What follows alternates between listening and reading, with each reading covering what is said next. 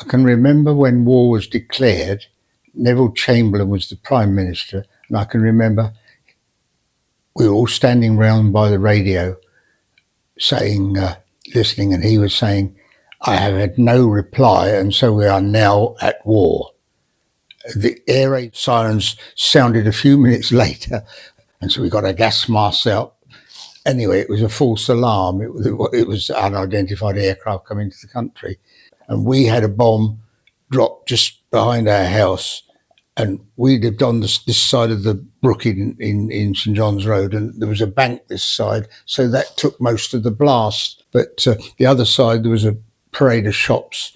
And I can remember going out in my back garden after the bomb had dropped. The other side of the brook, everything was totally demolished. And I can remember them being brought out dead. And I was about 10 years old, and it made me cry. And then later in the war, I always remember Doodlebug dropped. And I was laying on the floor in the living room, and the door came down and missed my head by about 2 inches.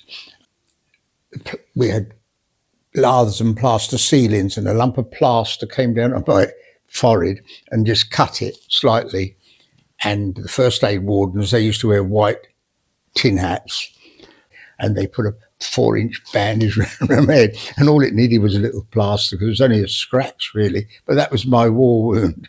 I always laugh about it now. My sister was a sergeant in the WAFs, my brother Peter trained as a pilot, and my other brother was in the Merchant Navy, but they saw probably less action than I did in a sense. But it was a terrible time really, you know, when you think about all these things and the people that suffered. We went through it, you know, we lived in shelters and things like this, and we went, till they built shelters, they closed the schools, but we used to have to go and get some homework every day, go up with, and you'd go home and do it in 20 minutes as a rule. And so the education was limited as well. Everything that you can think of was affected. And then, of course, there was severe rationing. After the Doodlebug, which was towards the end of the war, they were pretty terrible.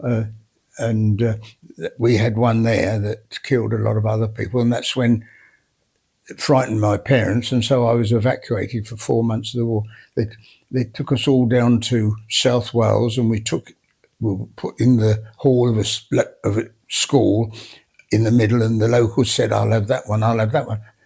But I can't complain about the care I had. We had good care. But when you think of some of the things that happened, it's quite amusing, really.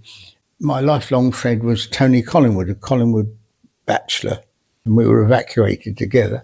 And it made a lot of difference to have a special friend, you know what I mean?